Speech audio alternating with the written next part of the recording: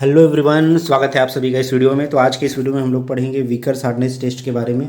तो यह testing of material का 7th वीडियो है। इससे पहले 6 वीडियो मैंने ऑलरेडी अपलोड कर रखे हैं। तो वो वीडियोज़ अगर आपको देखने हैं तो डिस्क्रिप्शन में आपको लिंक मिल जाएगा, वहाँ से आप देख सकते हो। और ये जो नोट्स है और जितने भी मैंने जो वीडियोज़ बनाए ना, उन सब का नोट्स जो है उसका लिंक मैं डिस्क्रिप्शन में डाल दूँगा, वहाँ से आप वो नोट्स भी एक्सेस कर सकते हो। ठीक है, तो चलते हैं और पढ़ते हैं विकर्स हार्डनेस टेस्ट के बारे में। ठीक है, अब सबसे पहले ये बात आती है कि जब हमारे पास पहले से ही रॉकवेल और ब्रिनल हार्डनेस टेस्टिंग मशीन था तो हमको विकर्स की क्या ज़रूरत पड़ी। ठीक है, तो देखिए विकर्स हार्डनेस मेथड क्या होता है ना, सबसे एक्यूरेट मेजरमेंट देता है हार्डनेस का। ठीक है, और इसमें क्या है, रॉकवेल और ब्रिनल का दोनों का एडवांटेज होता है। ठीक है, और उसमें जो कमियां होती है ना, उन दोनों टेस्टिंग में जो कमियां होती है इसमें वो नहीं होती है। ठीक है, तो मतलब बोल सकते हो कि वो ये जो विकर्स हार्डनेस टेस्ट है ना, रॉकवेल और ब्रिनल से बेटर होता है। ठीक है, यहाँ पे हम लोड अप्लाई करते हैं 1 kg से 120 kg, मतलब रेंज बहुत ज़्यादा है। अगर बहुत सॉफ्ट मटेरियल है तो 1 kg अप्लाई कर दो, बहुत ज़्यादा हार्ड है तो 120 kg। तो यहाँ पे कोई लिमिट नहीं है कि इससे कम हार्ड को नहीं कर सकते, इससे ज़्यादा हार्ड को नहीं कर सकते, ऐसा नहीं है। किसी भी मटेरियल का आप टेस्टिंग कर सकते हो इस मेथड से। अब बता दें कि कौन सा इंडेंटर हम इस्तेमाल करते हैं विकर्स हार्डनेस टेस्ट में। तो हम यूज़ करते हैं स्क्वायर बेस्ड डायमंड पिरामिड। इस तरीके से रहते, देखो इसका नीचे बेस क्या है, स्क्वायर शेप का है ना, और ये क्या है, पिरामिड है ना, स्क्वायर शेप डायमंड पिरामिड। ये आपका डायमंड का बना हुआ है, इस तरह से रहता है। ये देखो यहाँ पे लगा हुआ है इंडेंटर। ठीक है, स्क्वायर शेप डायमंड पिरामिड। इसमें जो दो फेस है, ये देखो जो दो जो एडजेसेंट फेस है, इसके बीच एंगल कितना है, 136 डिग्री का। ठीक है, यहाँ पे भी आप देख सकते हो इन दोनों के बीच का एंगल कितना है, 136 है। इसको याद रखिए क्योंकि जनरली एग्जाम वगैरह में पूछा जाता है। तो इस तरह से इंडेंटर हम यूज़ करते हैं। अब ये जब इंडेंटर किसी सैंपल में इंडेंट करता है ना, तो इस तरह से हमको ये इंडेंटेशन या इम्प्रेशन प्राप्त होता है। ठीक है, ये इम्प्रेशन आपका बाहर से ऊपर से स्क्वायर शेप में दिखेगा। ठीक है, क्योंकि ये स्क्वायर बेस्ड क्या है, पिरामिड है, तो आपको इस तरह से स्क्वायर शेप में इंडेंटेशन दिखेगा। ठीक है, और ये अंदर की ओर गड्ढा होगा। ठीक है, ये स्क्वायर शेप में दिखेगा और ये अंदर की ओर जाओगे ना तो ऐसे अंदर गड्ढा होगा। ठीक है, तो हमको क्या करना है, इस स्क्वायर शेप इम्प्रेशन या इंडेंटेशन का ना आपको डायगोनल मेज़र कर लेना है। ये स्क्वायर है, इसका हम क्या करेंगे, दोनों डायगोनल का लेंथ मेज़र कर लेंगे, D1 और D2, और दोनों का फिर एवरेज निकाल लेंगे। ठीक है, फिर वो हार्डनेस कैलकुलेशन में काम आएगा। ये जो डायगोनल का वैल्यू है ना, यही मेन आपका हार्डनेस कैलकुलेशन में काम आएगा। ठीक है, अब देखते हैं फॉर्मूला क्या है। तो विकर्स हार्डनेस टेस्टिंग में हम क्या करते हैं, जैसे ही लोड अप्लाई करते हैं, आपका जो इंडेंटर होता है उसके थ्रू जब हम सैंपल में इस तरह से लोड अप्लाई करते हैं तो इंडेंटेशन होता है। तो इंडेंटेशन या इंप्रेशन कैसे बनता है, ऐसे स्क्वायर शेप में बनता है। ठीक है, तो हम इसके डायगोनल का लेंथ मेज़र कर लेते हैं, दोनों डायगोनल का, और दोनों डायगोनल का एवरेज निकाल लेते हैं। ठीक है, जैसे मान लीजिए इसका 2 आया, इसका 2.1 आया, मतलब लगभग आसपास ही आएगा। तो 2 और 2.1 का एवरेज निकाल लेंगे। ठीक है, वो क्या होगा, लेंथ ऑफ डायगोनल होगा। तो इस फॉर्मूले में देखो VHN मतलब विकर्स हार्डनेस नंबर, VHN इसको लिखा जाता है। इसका फॉर्मूला क्या है, 1.8544 P अपॉन डी स्क्वायर। यहाँ पे P क्या है, P जो है लोड है, जो आप लोड अप्लाई कर रहे हो केजी में। ठीक है, उसको आपको शुरू में ही सेट करना पड़ेगा कि आप कितना लोड आपको अप्लाई करना है, तो ये तो आपको पता रहेगा। उसके बाद D क्या है, D जो है वो लेंथ ऑफ डायगोनल है, लेंथ ऑफ क्या बोल सकते हो, एवरेज लेंथ ऑफ डायगोनल। ठीक है, जो दो डायगोनल हैं उनका एवरेज निकाल लोगे तो वो होगा D। तो इस फॉर्मूले में आप रख दो बस, यहाँ से आपका विकर्स हार्डनेस नंबर आपका निकल आएगा। ठीक है, अब थोड़ा सा मशीन के बारे में जान लेते हैं, विकर्स हार्डनेस मशीन कैसे होता है। ये लगभग ब्रिनल के जैसे, जो ब्रिनल टेस्टिंग मशीन है उसके जैसे थोड़ा बहुत सिमिलर होता है। ठीक है, इसमें दो टाइप का मशीन आपको बता रहा हूँ। ये वाली जो मशीन है ना, ये वाली जो मशीन है वो थोड़ी कंप्यूटराइज नहीं है। ठीक है, और ये जो सेकेंड वाली मशीन है वो कंप्यूटराइज्ड है, मतलब आप इसमें कंप्यूटर से भी कनेक्ट कर सकते हो। ये फुली ऑटोमेटिक है, और ये पहला वाला जो है थोड़ा सेमी ऑटोमेटिक है। ठीक है, ज़्यादातर विकर्स मशीन जो है ना, थोड़ा सेमी ऑटोमेटिक या फिर फुली ऑटोमेटिक मशीन ही आता है। ठीक है, अब देखिए इस ये जो हार्डनेस मशीन है ना, वो कास्ट आयरन का बना होता है। इसका बाहर का पूरा जो है स्ट्रक्चर वो कास्ट आयरन का है ना। अब इसमें देखिए कंपोनेंट कौन कौन से होते हैं, यहाँ पे देखो ये आपका डिस्प्ले है। ठीक है, यहीं पे ही आपका लोडिंग अनलोडिंग का भी बटन होता है। यहाँ से आप बहुत सारी चीज़ें, टाइमर वगैरह, लोड वगैरह सेट कर सकते हो। ठीक है, यहाँ से डिस्प्ले से। और ये ऊपर में देखो यहाँ पे लगा है लेंस। ठीक है, लेंस बोलते हैं। यहाँ ये एक्चुअली होता है माइक्रोस्कोप, ये नीचे लेंस लगा है, इसको बोलते हैं माइक्रोस्कोप। यहाँ पे क्या होता है, यहाँ से देखोगे ना तो आपको माइक्रोस्कोप से मेटल का सरफेस, जो सैंपल का सरफेस है ना वो दिखाई देगा। अब इसके अंदर ही स्केल लगा होता है, वर्नियर स्केल, वहाँ से आप डायगोनल का लेंथ कैलकुलेट कर सकते हो। ठीक है, ये माइक्रोस्कोप है। अब यहाँ पे देखिए ये लगा है इंडेंटर। ठीक है, ये इसको इंडेंटर हेड बोलते हैं, इसी में ही इंडेंटर भी होता है ऐसे, और इसके जस्ट बगल में ऐसा लेंस भी होता है। आप देख सकते हो यहाँ पे, ध्यान से देखोगे तो आपको दिख जाएगा।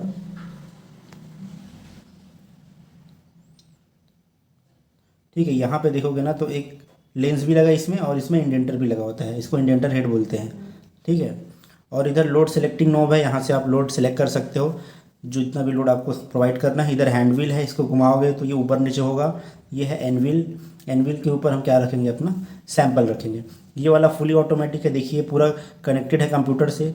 ठीक है, तो यहाँ पे माइक्रोस्कोप भी है, बट ये जब कंप्यूटर से कनेक्ट कर दोगे ना तो माइक्रोस्कोप को देखने की ज़रूरत नहीं, सीधा आपके जो कंप्यूटर के स्क्रीन है ना वहाँ पे आपको डिस्प्ले हो जाएगा। ठीक है, मशीन वैसे सेम है, इसमें भी यहाँ पे नीचे देखिए बटन वगैरह दिया गया स्टार्ट करने के लिए, टाइमर वगैरह सेट करने के लिए, और लोड सेट करने के लिए। ठीक है, तो आप देख लेते हैं प्रोसीजर, मतलब हम इसमें टेस्ट करते कैसे हैं। तो देखिए सबसे पहला स्टेप होता है विकर्स हार्डनेस टेस्टिंग के लिए, आपको लोड पहले सेलेक्ट कर लेना है। अगर इस तरह का मशीन है, अगर आपके पास ये वाला मशीन है तो यहाँ पे लोड सेलेक्टिंग नोब होता है, ऐसे ही यहाँ पे जो बगल में दिख रहा है, यहाँ से आप जो भी लोड आपको सेलेक्ट करना है। जनरली अगर सॉफ्ट मटेरियल है तो कम लोड सेलेक्ट करोगे, है ना, 10 20 30 ऐसा। बहुत हार्ड मटेरियल है तो ज़्यादा लोड सेलेक्ट करोगे, जैसे 50 100, है ना, या 120 मैक्सिमम। तो ये हार्डनेस के अकॉर्डिंग आप लोड को सिलेक्ट करोगे। ठीक है, सेकेंड आप क्या करोगे, ये जो इंडेंटर वाला हेड है ना, यहाँ पे आपको पहले लेंस को रखना है। यहाँ पे देखो मैंने क्या बताया था, इसमें दो चीज़ होता है, एक लेंस होता है और एक बगल में इंडेंटर होता है। तो आपको पहले क्या करना है, लेंस को रखना है, ताकि लेंस जो है वो सैंपल पे फोकस कर सके। तो यहाँ पे लेंस को यहाँ पे रखना है। उसके बाद सेकेंड क्या करोगे, आप अपना जो सैंपल है वहाँ एनविल के ऊपर रखोगे। ये एनविल है, एनविल प्लेटफॉर्म है, इसके ऊपर आप अपना क्या रखोगे, सैंपल रखोगे। ठीक है, सैंपल रखने के बाद हैंडविल को घुमाओगे, इसको क्लॉकवाइज डायरेक्शन में घुमाओगे तो ऊपर जाएगा एनविल, है ना, इसको घुमाओगे तो क्लॉकवाइज ऊपर जाएगा, एंटी क्लॉकवाइज घुमाओगे तो ये नीचे आएगा। तो आपको क्या करना है, सैंपल को इसके ऊपर रख के, प्लेटफॉर्म के ऊपर रख के, आपको यहाँ से माइक्रोस्कोप की स्क्रीन से देखना है ना, क्या देखना है कि मेटल का जो सरफेस है, जैसे आपका मेटल का सरफेस है, ये ऊपर में क्या है, आपका लेंस है, ये लेंस है।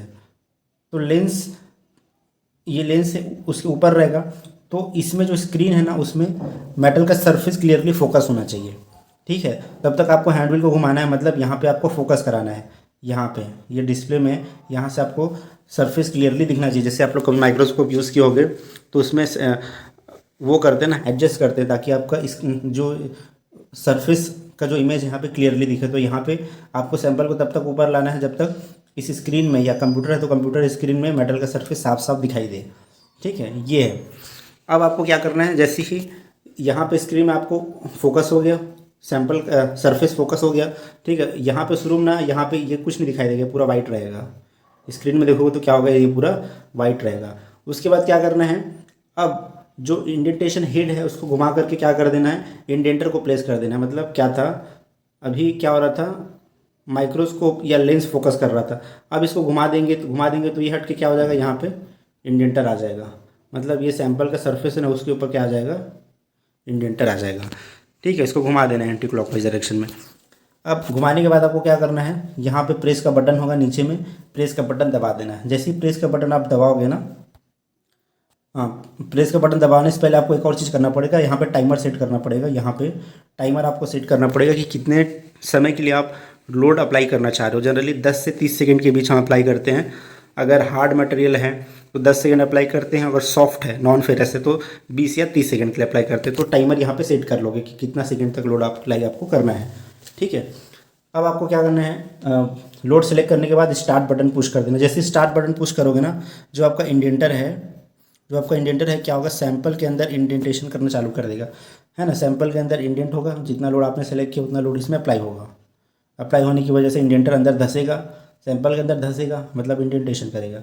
ठीक है, कब तक करेगा, जितने टाइम तक आपने जो टाइमर में टाइम सेट किया होगा ना उस हिसाब से। जैसे 10 सेकंड अगर सेट किया हो तो 10 सेकंड तक वो इंडेंटेशन करेगा, ठीक है। उसके बाद 10 सेकंड बाद ये अपने आप इंडेंटर क्या होगा ऊपर आ जाएगा, मतलब अनलोड कर देगा ऑटोमेटिक मशीन में। वो क्या कर देगा 10 सेकंड बाद अनलोड कर देगा, ठीक है। जैसे ही अनलोड होगा आप क्या करोगे, एनविल को नीचे ला लोगे थोड़ा सा, एनविल को एंटी क्लॉक वाइज घुमा के सैंपल को थोड़ा नीचे ला लोगे। उसके बाद क्या करोगे, फिर से फोकस करोगे यहाँ पे लेंस में, माइक्रोस्कोप में देखोगे, है ना। अब आपको फिर से क्या करना है, फोकस करना है यहाँ पे, मतलब मेटल का सरफेस साफ साफ दिखाई देना चाहिए। तो ये आपको कैसे दिखाई देगा, ऐसे दिखाई देगा। यहाँ पे देखो ये आपको ब्लैक कलर में दिख रहा है, ये क्या दिखा रहा है, इंडेंटेशन, मतलब गड्ढा हो गया सैंपल में। तो आपको डिस्प्ले में इस तरह से दिखाई देगा, स्क्वायर शेप का इंडेंटेशन आपको दिखाई देगा, ठीक है। अब नेक्स्ट आपको क्या करना है, फॉर्मूले के लिए आपको क्या चाहिए, पी और डी चाहिए। तो पी तो आपने पता लगा लिया, शुरू में लोड सेलेक्ट किया था, वो पी है। अब आपको क्या निकालना है, डी, मतलब लेंथ ऑफ डायगोनल निकालना है। तो देखिए लेंथ ऑफ डायगोनल निकालने के लिए यहाँ पे ना माइक्रोस्कोप के अंदर ही एक वर्नियर स्केल दिया गया होता है, ठीक है। अगर फुली ऑटोमेटिक ऐसे तो वहाँ पे स्केल वगैरह कुछ नहीं होता है। देखो फुली ऑटोमेटिक में क्या होता है, आपका ये इस तरह से जो इंडेंटेशन मिला है ऐसे स्क्वायर शेप का। फुली ऑटोमेटिक में क्या होता है, डिस्प्ले में ऐसे 2 लाइन आ जाता है। इस लाइन को बस आपको आगे पीछे करना है। जैसे इस लाइन को आप क्या कर दो, यहाँ पे ला दो, जस्ट इसके कॉर्नर पे। ये वाले लाइन को क्या कर दो, यहाँ पे ला दो, ठीक है। तो सॉफ्टवेयर ऐसा डिज़ाइन होता है कि इन दोनों लाइन के बीच का वो डिस्टेंस अपने आप नाप लेगा, ठीक है। ऐसा सॉफ्टवेयर पहले से फीड रहता है, तो ये डिस्टेंस नाप लेता है। यही डिस्टेंस क्या होगा, लेंथ ऑफ डायगोनल होगा, ठीक है। उसके बाद क्या करते हैं, इधर के डायगोनल को नापने के लिए और 2 लाइन होता है ऐसे। इसको आप क्या करोगे, ऐसे इस कॉर्नर पे और इस लाइन को ये वाले कॉर्नर पे लाके सेट कर दोगे। अब उसमें भी इसका भी ये दोनों लाइन के बीच का डिस्टेंस नाप लेगा सॉफ्टवेयर, आप है ना। सेट करने के बाद स्टार्ट करोगे ना तो अपने आप वो डायगोनल का लेंथ नाप लेगा। फॉर्मूला पहले से फिट रहता है सॉफ्टवेयर में, फॉर्मूला में अप्लाई करके आपको ऑटोमेटिकली हार्डनेस की वैल्यू दे देगा, ठीक है। और अगर आप सेमी ऑटोमेटिक हैं तो उस केस में क्या होता है ना, माइक्रोस्कोप में ही वर्नियर स्केल लगा होता है। कैसे लगा होता है, ऐसे, जैसे ये 0, उसके बाद 1 2 3 4 5, 1 2 3 4 5, ऐसा ये 10 हो गया, है ना। वैसे ही 1 2 3 4 5, 1 2 3 4 5, 20,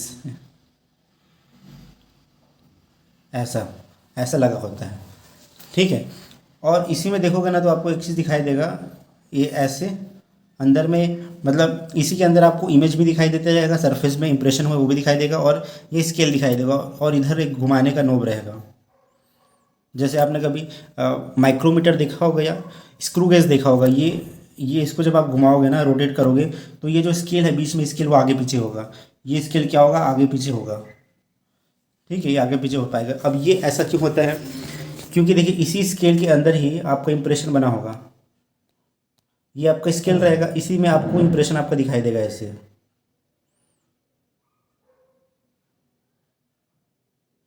इस तरीके से, ठीक है। तो आप क्या कर सकते हो, ये वाले इसको घुमा करके इस स्केल को आगे पीछे ला सकते हो। तो आपको क्या करना है, ये जो बड़े वाला लाइन है ना, ये जो कोई भी बड़ा लाइन है, जैसे ये एक बड़ा लाइन है, ये है, ये है, इस बड़े लाइन को क्या करना है, डायगोनल के एक कॉर्नर पे लाके सेट कर देना यहाँ पे, ठीक है, ठीक है। तो ये बड़े वाले लाइन के पास आपको फोकस करना है ताकि आपको गिनने में आसानी हो, ठीक है। अब आप देखिए कि कितना लेंथ कवर कर रहे हैं, कितना डिवीज़न कवर कर रहे हैं। तो ये डायगोनल देखो यहाँ तक 10, मतलब यहाँ 10 से चालू हो रहा है, मतलब जब गिनोगे तो यहाँ तक 10 कवर कर रहा है, क्योंकि इधर का आपको नहीं गिनना है, क्योंकि चालू तो यहाँ से हो रहा है। तो यहाँ तक कितना हो गया, 10, और मान लीजिए 11, मान लीजिए 11 डिवीज़न को पार कर गया, मतलब कितने डिवीज़न को पार करके 11।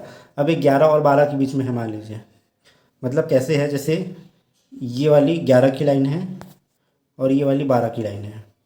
अब आपका जो इम्प्रेशन है वो मान लीजिए जैसे दोनों के बीच में ऐसे बन रहा है, ठीक है। तो भाई इन दोनों के बीच में यहाँ से आप नहीं नाप सकते, क्योंकि ये 11 है और ये 12 है, ठीक है। तो यहाँ तक की वैल्यू नाप लिए, बस ये जो डिस्टेंस है यहाँ तक, ये जो डिस्टेंस है अब आपको नापना पड़ेगा, ठीक है। ये डिस्टेंस अभी आप नहीं नापा, मतलब 11 को पार कर गया, मतलब इस स्केल में क्या है, 11 की वैल्यू आ गई है। अब ये जो बीच में जो स्केल है ना, उसका लिस्ट काउंट कितना होता है, 0.1 होता है। कितना होता है लिस्ट काउंट इस स्केल का, 0.1। तो 11 डिवीज़न को पार कर गया, तो मैं 11 × 0.1 करूँगा। अब ये जो बता रहा हूँ ना 11 और 12 के बीच में है, डायगोनल का कॉर्नर 11-12 के बीच में है, तो ये वाला डिस्टेंस आप कैसे मेज़र करोगे? तो आपको यहाँ पे जैसे स्क्रू गेज में होता है ना, जहाँ पे घुमाते हैं वहाँ पे स्केल बना होता है, जैसे इस साइड देखो बना होता है ऐसे 0 1 2 3 ऐसा करके इस साइड बना होता है। ठीक है, ठीक है। अब हम लोग देख लेते हैं कि जो वर्नियर स्केल है उसमें आपको रीडिंग कैसे लेना है। ठीक है, तो देखिए कैसे रहता है इसका डिज़ाइन। यहाँ पे तो आपका मेन स्केल है इधर, ठीक है, और यहाँ पे आपका क्या रहता है, ये एक्चुअल में घूमता है। ठीक है, इसको आप घुमा के मेन स्केल को आगे पीछे कर सकते हो। तो इसी में डिवीज़न लगा होता है, जैसे इधर 0 1 2 3 4 5 इस तरह से डिवीज़न लगा होता है। ठीक है, और यहाँ पे एक लाइन होता है ऐसे। अब आपको क्या करना है, मैच करना है इस लाइन से इधर का कौन सा लाइन मैच हो रहा है। मान लीजिए यहाँ पे 3 मैच हो गए, इसके एकदम पैरेलल कौन सा है, 3 है, तो इसकी रीडिंग कितनी आ जाएगी, 3। और इस स्केल का लीस्ट काउंट होता है 0.02। ठीक है, तो आपका टोटल देखो, टोटल रीडिंग कितनी आ जाएगी। जो मेन स्केल का रीडिंग था 11, इसका लीस्ट काउंट था 0.1 mm, प्लस वर्नियर स्केल की रीडिंग कितनी आई अभी हमारी 3 है, इसका लीस्ट काउंट कितना है 0.2। ठीक है, तो ये कितना आ जाएगा, ये 1.1 प्लस ये हो जाएगा 0.02, इसका लीस्ट काउंट है, तो ये हो जाएगा 0.06। ठीक है, इसको जोड़ोगे तो आ जाएगा 1.16 mm। ठीक है, मतलब डायगोनल का लेंथ कितना आ गया, 1.16 mm। सेम जो दूसरा डायगोनल है उसका भी इसी तरीके से आपको कैलकुलेट करना है। ठीक है, उसके बाद 2 डायगोनल आ जाएगा D1 और D2, दोनों का एवरेज निकाल लोगे। एवरेज कैसे निकालोगे, average D1 plus D2 divided by 2। तो यहाँ पे एवरेज डायगोनल की वैल्यू आ जाएगी, इसी वैल्यू को आपको फॉर्मूले में पुट करना है, वहाँ से आपकी हार्डनेस की वैल्यू निकल जाएगी। ठीक है, तो ये हो गया प्रोसीजर। अब देखते हैं इसका एडवांटेजेस क्या है। एडवांटेजेस इसके बहुत सारे हैं। पहला, एकदम ये मोस्ट एक्यूरेट हार्डनेस वैल्यू देता है। ठीक है, ज़्यादातर जो रिसर्च पर्पस है उसके लिए हम जनरली इसका यूज़ करते हैं, एकदम एक्यूरेट वैल्यू यहाँ पे देता है। ठीक है, दूसरा इसमें क्या है, हार्डनेस की रेंज की कोई लिमिट नहीं है। जैसे इसमें हम कम से कम 5 VHN का भी हार्डनेस नाप सकते हैं। जैसे लेड का 5 VHN होता है, ज़्यादा से ज़्यादा हम 1500 VHN तक भी, मतलब 1500 VHN तक भी मेज़र कर सकते हैं। टंगस्टन कार्बाइड का 1500 VHN होता है। ठीक है, तो यहाँ पे एक्चुअल में देखा जाए ना तो कोई लिमिट ही नहीं है, आप कम से लेके ज़्यादा से ज़्यादा हार्डनेस तक वैल्यू निकाल सकते हैं। वहीं BHN में क्या होता है, लिमिट होता है। BHN के केस में ना, ब्रेनल के केस में 750 BHN से ज़्यादा अगर हार्ड मटेरियल है तो उसका हम हार्डनेस मेजरमेंट नहीं कर सकते, करेंगे तो फिर इंडेंटर डैमेज हो जाएगा और वैल्यू गलत आएगी। तो यहाँ पे कोई लिमिटेशन नहीं है। थर्ड, इसका एडवांटेज क्या है कि इंडेंटेशन जो बनता है ना इसके इसमें बहुत छोटा होता है, बहुत छोटा सा इंडेंटेशन होता है। इससे जो आपका कंपोनेंट है ना उसकी क्वालिटी ख़राब नहीं, उसका सरफेस ज़्यादा ख़राब नहीं होता। तो आप जो फिनिश्ड कंपोनेंट है ना उसका भी अगर आपको हार्डनेस टेस्टिंग करना है तो आप वीकर्स मेथड से कर सकते हो। ठीक है, नेक्स्ट इसका क्या है फ़ायदा कि जो डायगोनल जो बनता है ना, इसके इसमें डायगोनल इंडेंटेशन बनता है ना। डायगोनल मतलब स्क्वायर शेप का ऐसे बनता है ना इंडेंटेशन। तो इसका डायगोनल नापना बहुत आसान है, एक्यूरेटली आप इसका डायगोनल के लेंथ नाप सकते हैं। वहीं ब्रेनल के केस में कैसे बनता था, ऐसे राउंड बनता था आपका, स्फेरिकल इंडेंटेशन होता था। तो इसका डायमीटर नापना थोड़ा मुश्किल, मतलब एक्यूरेसी से नापना इसका थोड़ा मुश्किल है। जबकि अगर कोई स्क्वायर है तो इसका जो डायमीटर नापना वो ज़्यादा आसान है। ठीक है, और ज़्यादा एक्यूरेसी के साथ। तो इसका एक और एडवांटेज। अब देख लेते हैं इसका डिसएडवांटेज क्या क्या है। इसका पहला डिसएडवांटेज है कि थोड़ा टाइम कंज्यूमिंग है, समय इसमें ज़्यादा लगता है। ठीक है, इसलिए हम रूटीन वर्क के लिए इस्तेमाल कम करते हैं। जैसे प्लांट वगैरह में देखोगे ना तो ज़्यादातर ब्रिनल और रॉकवेल ज़्यादा इस्तेमाल होता है, ब्रिनल थोड़ा कम इस्तेमाल होता है। और पूरे जो रिसर्च पर्पज़ के लिए ज़्यादातर विकर्स का इस्तेमाल होता है। सेकेंड क्या है, ये हेट्रोजीनियस मटेरियल के लिए ज़्यादा सूटेबल नहीं है। हेट्रोजीनियस मटेरियल मतलब क्या होता है, अगर किसी मेटल में बहुत सारे फेजेस हैं, जैसे फेराइट है, उसी में ही परलाइट है, उसी में सीमेंटाइट है। ठीक है, तो उस केस में क्या होता है, ये जो ओवरऑल हार्डनेस की वैल्यू नहीं देता। जैसे कि मान लीजिए ये आपका फेराइट फेज है, ये आपका मान लीजिए परलाइट फेज है, और इधर मान लीजिए ये आपका सीमेंटाइट फेज है ऐसा।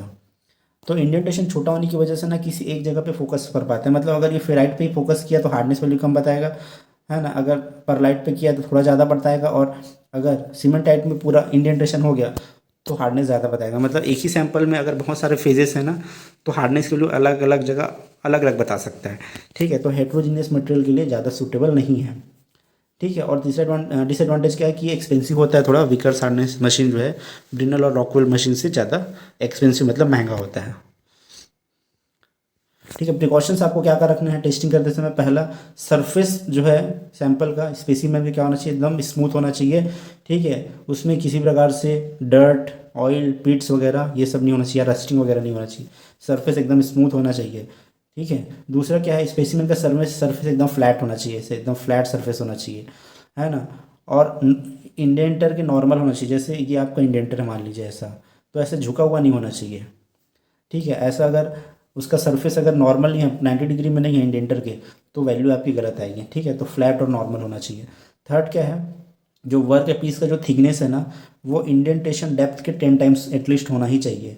मतलब जैसे ये आपका इंडेंटर है, ठीक है, और ये आपका थिकनेस, वर्क पीस का थिकनेस है, तो जितना इंडेंटेशन होगा ना इसके अंदर, जितने अंदर तक जाएगा, मान लीजिए 1 mm तक इंडेंटेशन होता है, 1 mm अंदर तक इंडेंट करता है, तो इसका जो है ना थिकनेस सैंपल का वो 10 mm एटलीस्ट होनी चाहिए कम से कम। ठीक है, तो इंडेंटेशन डेप्थ के 10 टाइम्स ज़्यादा होना चाहिए सैंपल का थिकनेस। ठीक है, नहीं तो क्या होगा, दूसरी तरफ बल्जिंग आ जाएगी। मतलब इधर से आप इंडेंटेशन करोगे ना, इधर से इंडेंटेशन करोगे ना, तो सैंपल आपका इधर से बल्ज हो जाएगा ऐसे पीछे से, तो यहाँ पे हार्डनेस की वैल्यू गलत आएगी। फोर्थ क्या है कि distance of separation between two adjacent indentation should be at least 2 to 3 times the size of indentation. मतलब देखिए क्या बोल रहा है कि मान लीजिए मैं यहाँ पे मैंने इंडेंटेशन किया, अब इसी सैंपल में मुझे 2-3 जगह लेना है, मान ली हार्डनेस की रीडिंग 2-3 जगह लेना है, तो मैं जस्ट इसके बगल में नहीं करूँगा, इसके जस्ट बगल में नहीं करूँगा। क्या करूँगा, जो इंडेंटेशन जो बनेगा ना, जैसे ये इतना साइज़ का इंडेंटेशन बन रहा है, तो इससे जैसे मान लीजिए 1 mm का इंडेंटेशन बन रहा है, तो उसके 2 to 3 टाइम्स मतलब 3 mm बाद में ही मैं क्या करूँगा, एक और इंडेंटेशन लूँगा। जितना इंडेंटेशन डाया बनेगा ना, उसकी 3 टाइम्स दूर आपको लेना पड़ेगा। जैसे 1 mm का इंडेंटेशन बन रहा है, तो 3 mm के डिस्टेंस में आपको हार्डनेस लेना है, उससे कम डिस्टेंस में नहीं लेना है। ठीक है, ये बोल रहा है, तो ये प्रिकॉशंस आपको रखना है। अब देख लेते हैं लास्ट में एक एक्सरसाइज कर लेते हैं। ठीक है, मतलब एक हार्डनेस वैल्यू निकाल लेते हैं। मान लीजिए मैंने क्या किया, विकर्स हार्डनेस टेस्टिंग किया, और वहाँ पे मैंने लोड अप्लाई किया था 100 kg का, 100 kg लोड मैंने टेस्टिंग के लिए अप्लाई किया।